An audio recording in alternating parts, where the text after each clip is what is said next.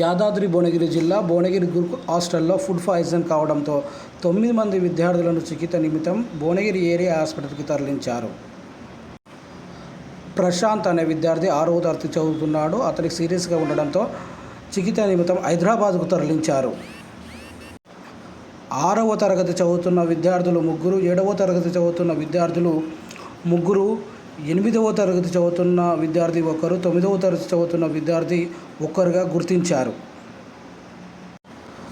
Hostel యాజమాన్యం నిర్లక్ష్యం వల్ల ఇది జరిగిందని తల్లిదండ్రులు ఆవేదన వ్యక్తం చేస్తున్నారు.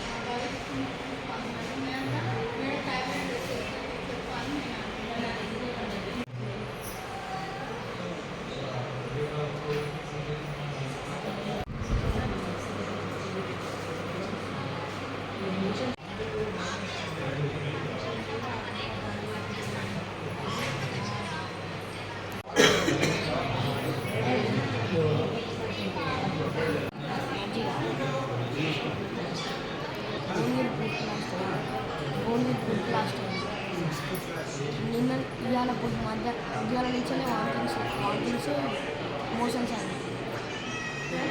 రైస్ కిచిడి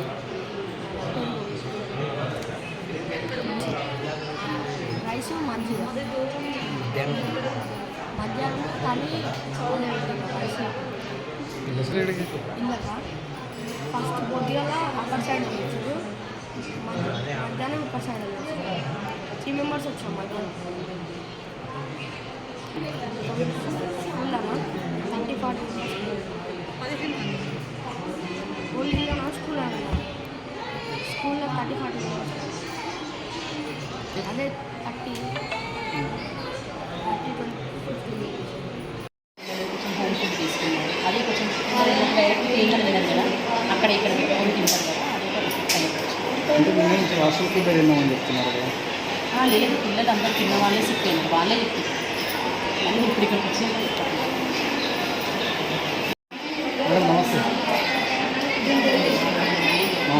రిపోర్ట్స్ వచ్చినాయి. ఫుడ్ పాయిజన్ అనే వచ్చింది రిపోర్ట్లో. ఎక్కడ చదువుతారు? గురుకుల్ హాస్టలే సార్, అక్కడే ఓన్లీ గురుకుల్ హాస్టల్ ఉంది కదా సార్, అక్కడే చదువుతున్నట్టు 9th క్లాస్ బాబు ఈ జశ్వంత్. ఫుడ్ ఇన్ఫెక్షన్ అయింది, మోషన్స్, స్టమక్ పెయిన్, వామిటింగ్స్ అయింది. హెవీగా టెంపరేచర్ కూడా 106 ఉంది. అక్కడ 600 మెంబర్స్ ఉంటారు సార్ మొత్తం టోటల్గా. ఇట్లా జరిగింది ఇక్కడ వరకు అయితే నాకు తెలిసి ఒక 10 మెంబర్స్ ఉన్నారు. ఇంకా హాస్టల్లో 600 మెంబర్స్ తెలియదు. ఇక్కడ వాతావరణం ఎలా ఉందో మేము చూడలేదు సార్. 6th A section.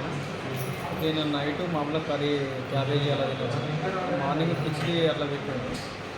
అప్పటి నుంచి వీళ్ళకి వామిటింగ్ మోషన్ స్టార్ట్ అయింది. అంటే ఇమ్మీడియట్గా వీళ్ళకు స్టార్ట్ అయింది అంటే ఫుడ్లో సంథింగ్ ఏదో ఉండొచ్చు అంతే తప్ప వీళ్ళు తీసుకున్న ఇంటికి తీసుకున్న ఫుడ్లోనే చెప్తున్నారు అంత వస్తారు వాళ్ళు, కానీ అది కరెక్ట్ కాదు. అక్కడ సంథింగ్ ఫుడ్లో జరిగిన దానివల్లనే ఇంతవరకు జరిగింది. మామూలుగా కానీ ఫీవర్ వచ్చి అట్లా ఉంటుంది. ఇంతమంది జరిగిందంటే అక్కడ ఫుడ్ ప్రాబ్లమే ఉంటుంది.